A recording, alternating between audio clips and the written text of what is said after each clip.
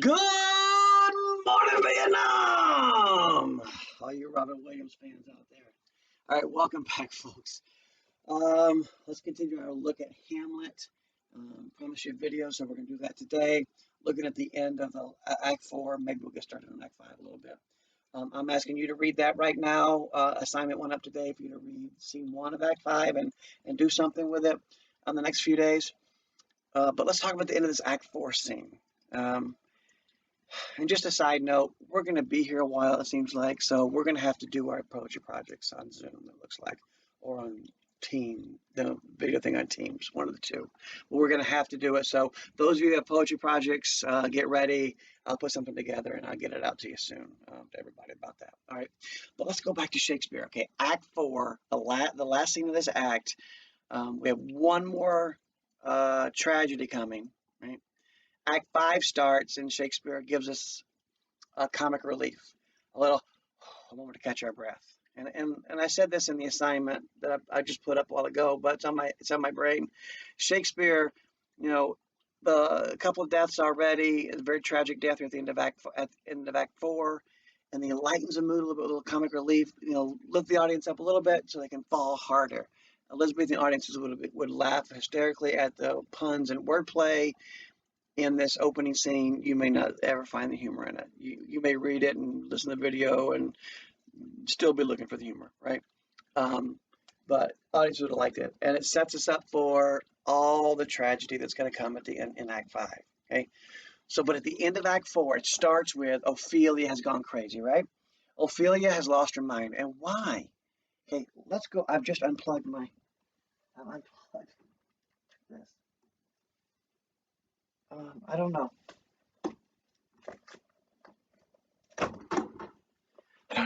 I don't want to burn out the motor of that. That's a fountain right there, and I don't want to burn out the motor.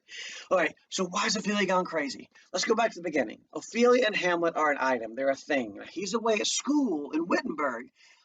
So she's already separated from him. That's already hard. Long-distance relationships are hard to begin with, right? Then he comes home, and he's melancholy. He's mad. He's sad. He's angry. He's depressed. He's inconsolate, because his father has not only has his father died and he missed it because he was away, but his mother got remarried to his scuzzy uncle. Oh, the hell! So he comes back and she's okay. My boyfriend's back, but he's moody, and I understand why, right? But then she's told by her brother, and then by her father, who forbids her from seeing him anymore. She's told by them, you got to break it off. One, he doesn't really love you. He just wants sex. That doesn't mean it's true just because they said it. That's what fathers and older brothers say. But he doesn't really love you. He's just in it for the sex. And think about how disgraced you're going to be, and our family's going to be disgraced if you give up your virginity. A maiden is, it's too much for the moon to see the naked body of a young lady, let alone Hamlet, right? They say. All right. So she's told you have to break up with the man you love or like or infatuated with or whatever it is, but it's important to her. Right? Okay, so she does that.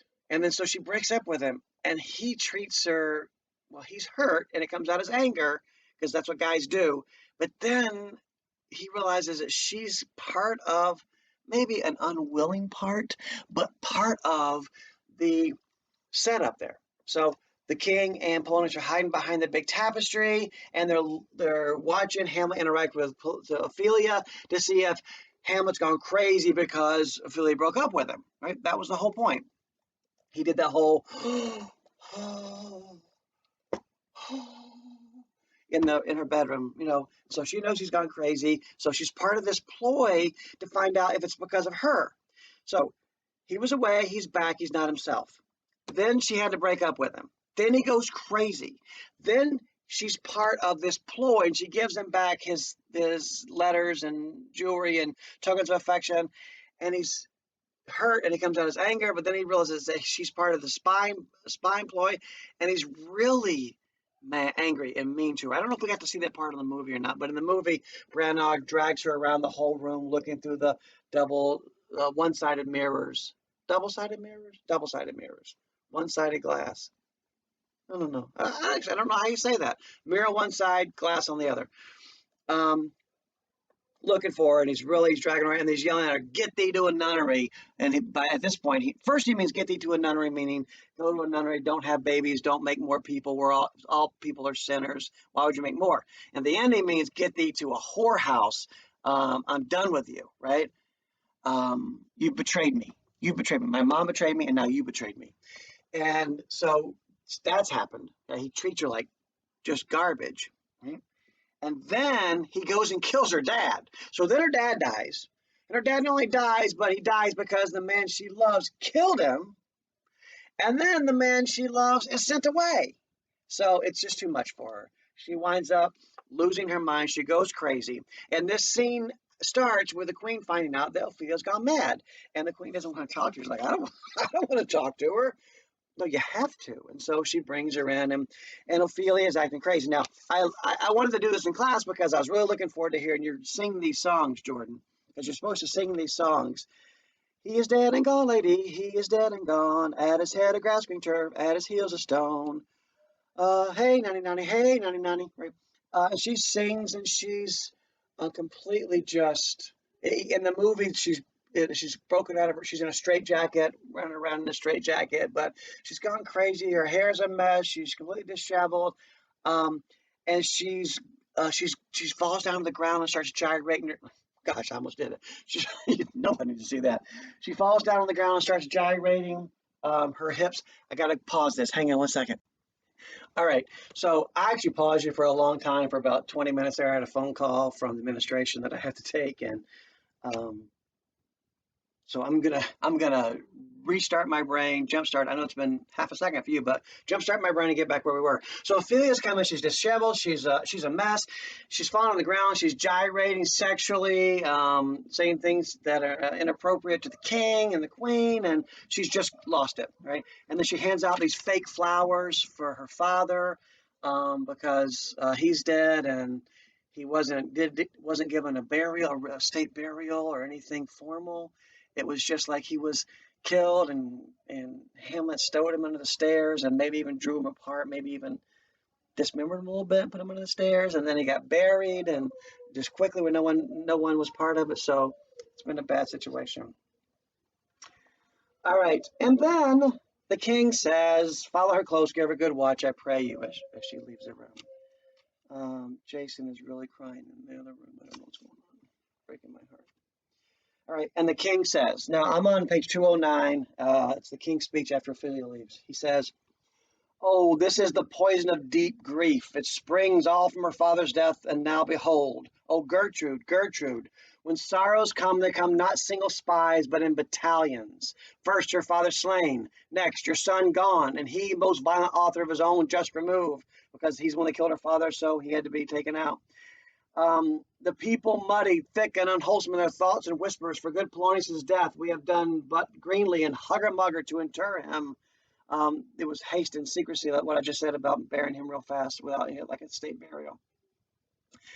Poor Ophelia, divided from herself and her fair judgment, without the which we are pictures or mere beasts. Last, and as much containing as all these, her brother is in secret come from France. Laertes has rushed home from France because his father's been killed. Feeds on his wonder, keeps himself in clouds, and wants not buzzers to infect his ear with pestilent speeches of his father's death. Where in necessity of matter beggared, will nothing stick our person to her rein and ear and ear. Oh, my dear Gertrude, this like to a murdering peace in many places gives a superfluous death. Right? Laertes has come from France, and he's angry. He's mad. I'm going to get to that. 1 second. But look at this line. When sorrows come, they come not single spies, but in battalions. Awesome line, right? What does that mean? Oh, wait. Anybody? Anyone? When sorrows come, they come not single spies, but in battalions. Right. When sorrows come, they don't come one at a time. They come as a whole battalion of problems. When it rains, it pours. That's the idea, right? That this is and that's what we went over at the beginning. Hamlet had to break up with her. He doesn't say this. Then Hamlet killing her father dying. Hamlet being the one that killed him. Hamlet being sent away because he killed her father. All these things that have compounded themselves on each other, and so she's gone crazy. She's divided herself from her sanity. And then the messenger comes in and says, "Save yourself, my lord, because Laertes is coming for you." Now, we talked about earlier in the rashometer. Bleep, bleep, bleep. And my arm just still doesn't turn that way, so bleep. Let me put the book down. Bleep, bleep, bleep, bleep, bleep. I can't do it. Never mind. I feel like I'm TikToking. Savage. I don't know. I don't know. I guess all the time. So anyway, so the rashometer, right? Fortinbras, his father was killed, and he's biding his time. He made a plan. I'm gonna get back. I'm gonna avenge his death. And he was bringing an army in, and then he got found out. So then he diverted his plans a little bit, and he's still gonna be coming through Denmark. So he still maybe can still get his revenge. Hamlet, who his father from the grave has come to tell him, "Son, I've been murdered. Avenge my death." Okay, way too close. Is doing nothing. Paralyzed. Paralyzed by thought. This consciousness make cowards of us all. Thus the native human resolution is sickling over the pale cast of thought. And things that we should do, we wind up not doing. Right? And then we have Laertes, who Polonius is killed. He's in France. Remember, having a good time. Rushes home. And you see in this scene, he runs into the throne room up to the king with his sword drawn, with a sword to the king's neck. Right? Give me my father. Right? Whew. Now, this interaction is Claudius saying, we're not guilty in your father's death. Really, we're not. Go ask anybody that you want, any of your friends, and they say at all that we were involved, I'll take care of myself. You don't have to do it. This is the one time that Claudius really isn't guilty. He didn't do this. Now, he did know Polonius was going to spy on Hamlet and his mom, and you put yourself in those situations. But he really wasn't guilty. You know, he wasn't part of the death. So he can say, I really wasn't guilty. Go ask anybody. You're going to find that it wasn't me. It was Hamlet. And then he and Laertes get together and make a plan, don't they? Let's take care of it. But first, Claudius is going on the assurance. He feels confident. Right? He knows he's not part of the guilt, not part of the murder. He didn't do anything. Laertes rushes in to demand justice for his father, and Claudius can really say, it wasn't me. Right? It had nothing to do with it. He's resting on the assurance, on the confidence that Hamlet is going to be killed in England. Why? Because he sent Hamlet on a boat to go to England with Rosencrantz and Guildenstern. Remember, he said, "Do it, England! Like a heretic in my blood, he rages." Right? And I can't be happy till I know that I'm cured of this virus. Okay, really apropos, right? He has sent a letter with Rosencrantz and Guildenstern that says, to give to the king, king reads it, upon reading this, kill Hamlet. He tells Gertrude he sent Hamlet away for his safety. He said to Hamlet, I'm sending you away for your safety. Really, he was sending him away to be killed, to be done with it. He knows Hamlet's dangerous. He knows Hamlet knows what he did as far as killing Hamlet's father. So at this point, as Laertes is rushing in, Claudius feels like, okay, whew, I was a part of it. Relax. It's being taken care of. He can't say I sent him to be killed, but in his mind, that's what he's thinking. Okay. So this scene, they go back and forth. They play back and forth. What is the cause, Laertes, that thy rebellion looks so giant-like? Let him go, Gertrude. Gertrude's trying to stop Laertes. And Claudius like, let him go. I didn't do anything. It's going to be fine. Okay. They go back through here, and he says, it's a great line because it's a reference to really to Hamlet, right?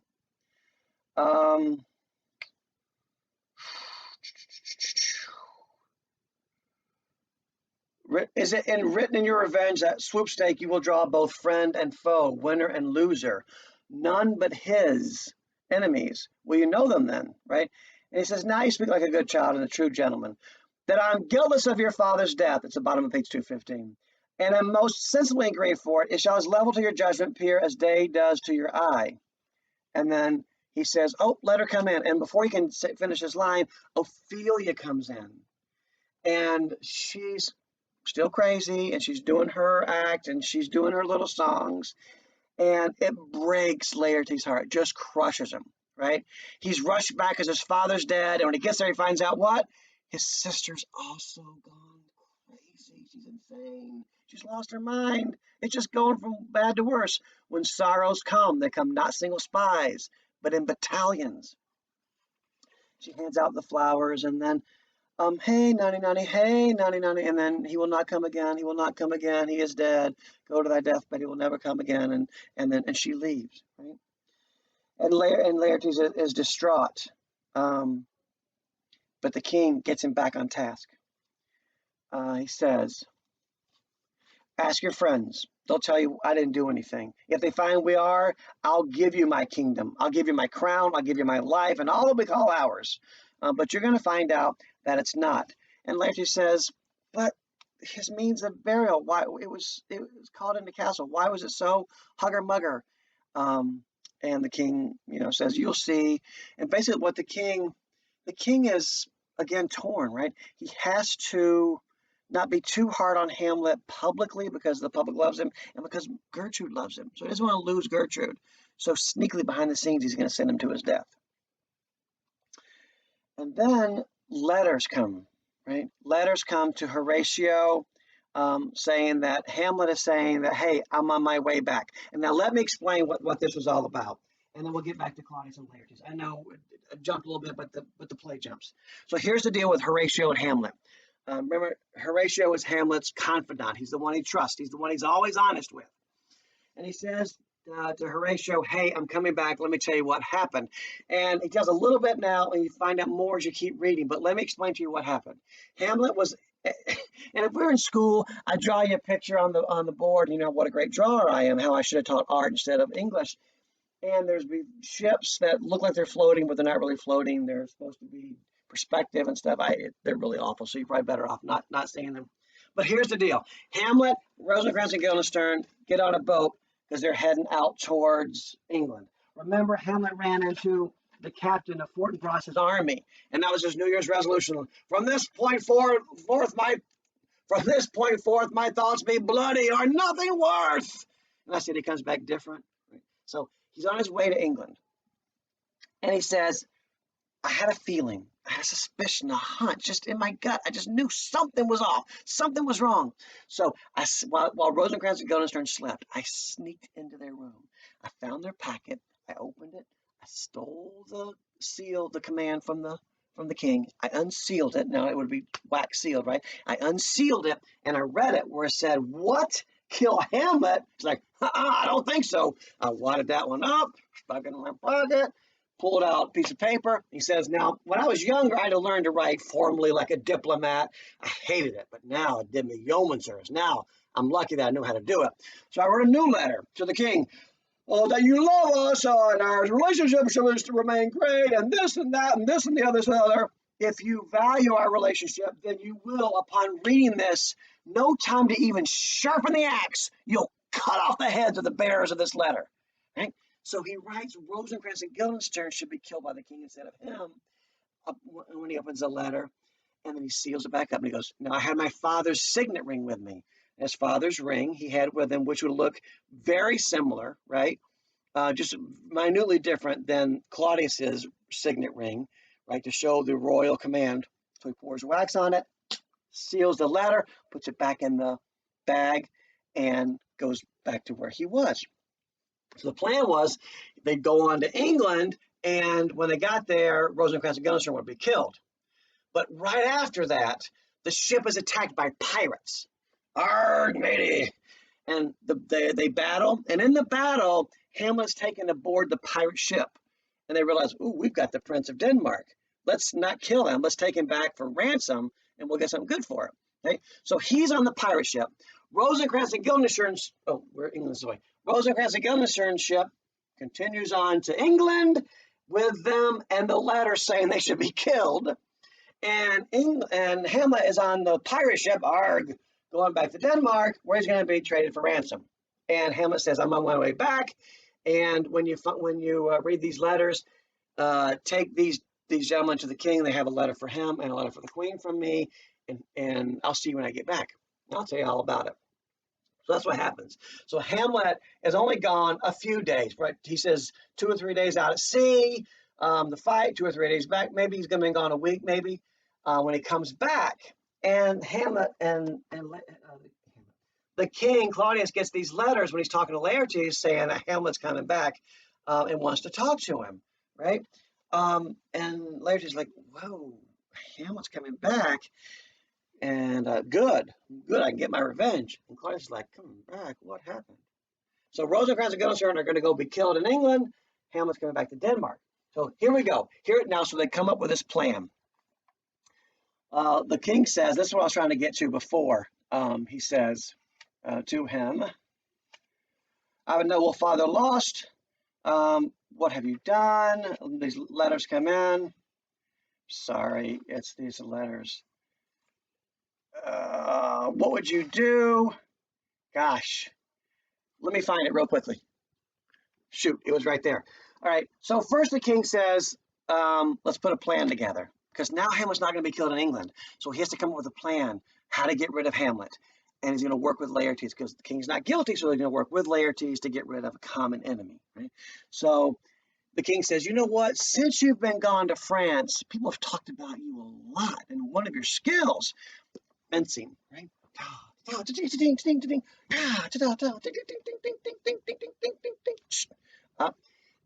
he says that there was a guy came from Norman, and he was incredible, right? He was on a horse, and he was practically part of the horse. He was so good. And he says he talked about your incredible skill with your rapier in fencing. So what we'll do is we'll put together a plan. And he stops and goes, wait a minute. It's on page 231. He says, Laertes, was your father dear to you? Or are you like the painting of a sorrow, a face without a heart? What does that sound like? Hamlet, right? Hamlet says his father's dear to him, but he can't do anything about it. And Laertes says, why ask you this? The king, not that I think you did not love your father, but that I know you that love is begun by time, and that I see in passages of proof, time qualifies a spark and fire of it. There lives in the very flame of love a kind of wick or snuff that will abate it, and nothing is at a like goodness still. For goodness growing to a pleurisy dies in his own too much. That we should do when we would, for this would changes and hath abatements and delays as many as there are tongues and hands are accidents, and then the should is like a spendthrift sigh that hurts by easing, but to the quick of the ulcer, Hamlet comes back. What would you undertake to show yourself indeed your father's son more than in words? Because Hamlet's only used words, right? He says, basically, he's telling him, we got to strike while the iron's hot because we love our father, right? He's killed and we're going to avenge his death. But if we don't strike now, time allows us to lose that resolve, that New Year's resolution moment. We resolve that resolve. And that I would do it, becomes a should. I should have done it, right?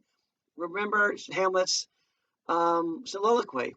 I should have fatted all the regent's kites with this slave's offal, right? I had the means and the will to do it. His would remember you or remember nothing but you. I'll wipe all volumes of other stuff that I know out of my mind and remember only your command. But he doesn't. His would becomes a should. So the king says, Laertes, are you like Hamlet? Or are you going to actually do something, right? If you're going to do it, then let's do it. He says, what would you do to show that you're your father's son, more than just say, oh, I love my father, I want revenge? And Laertes says, to cut his throat in the church. I'd kill him in the church. I hate him that much. And the king says, oh, good. I got it. And the king says, here's the plan, right? Now, here it is. The king says, we got to make this look like an accident. We got to kill Hamlet, make it look like an accident so that no one accuses us or looks into things more than they already are. Because that was the whole point of getting rid of Hamlet way back when, was so he'd stop talking about his dad, so people would stop looking into it, so Claudius could be happy with his new wife and his crown and the power and all that. So he says, people have talked about how great you are with a sword and a rapier in fencing. So when Hamlet gets back, we'll set up a contest. I'll bet that Hamlet will win. That way he'll take the challenge, and you two can fight. And you'll accidentally have one of your rapiers, not have the protective ball, right? So the rapiers have that ball at the end, the sword had the ball at the end, so they don't actually hurt each other. One of them will accidentally be unsheathed and pointy and sharp, and when you go to, oh, whoops, you accidentally stabbed him, and you can get your revenge. Laertes loves it. He loves it. He says, oh, not only that, but when I was away, I bought a poison so strong that if I but scratch him with it, he'll die. No medicine in the world can save you. It's like Romeo and Juliet. Right? They got that medicine that once you do a little bit of drop of it, nothing could ever save you. It was that powerful. So if I put it on, so the end of my sword, which is unbaited, so it's not protected, it's sharp and pointy. Sharp and pointy, big pointy teeth. It is the rabbit. Look at the bones. Monty Python. He's going to put poison on the end of the sword so that if he doesn't actually stab it, if he even just scratches him, then Hamlet dies. Right? Laertes loves it. King loves it. And the king says, wait, we got to have one more backup plan. Because what if, for some reason, Hamlet beats you and you don't actually get you don't actually hit him with your sword? I know, he says. I don't have a cup. I got a cup. I got Pepsi Max. I've got a jewel, an unction, that's huge. That's bigger than the wears and the kings wear in the crowns. And I'll give it to Hamlet. I'll say, here's this jewel, Hamlet. And if you get the first hit, or you get the second hit in response to Laertes' first hit when they're fencing, then I'm going to give you this big jewel, okay, pearl, but it's going to have poison on it. So he puts poison on it. He says, okay, I give it to Hamlet. Here's the deal. He's going to go, I drink to you, Hamlet. Drop the pearl in the wine and say, here. So that's a way of drinking with the king, toasting to him, and it gives him the jewel. That way, now the wine is poisoned. The king drinks it. It's not poison. He drops the jewel in it, and suddenly it's poison. Hamlet drinks it and dies. Now, hard to make that look like an accident. I took a drink from the king and died. Oh, it was an accident, right? But the king's not the smartest man in the world. We know that. He's letting Fortinbras take his army and march through Denmark, even though he wanted to kill him earlier, right? But anyway, so that's the plan. One way or another, we're going to get rid of Hamlet. And so they agree that that's what they'll do, and it looks like all is well. And then the queen comes in and says, one woe doth tread upon another's heel, so fast they follow. When sorrows come, they come not single spies, but in battalion. Something else has happened. Laertes, your sister Ophelia, has drowned. Drowned? What happened? She went out to the brook, to the water, and she was picking flowers off the tree, dead men's fingers, they call them. And she fell into the water, and instead of trying to get out, she just lay there, singing snatches of old songs until her clothes got so heavy that she got sucked under and she drowned. So she killed herself. She drowned herself.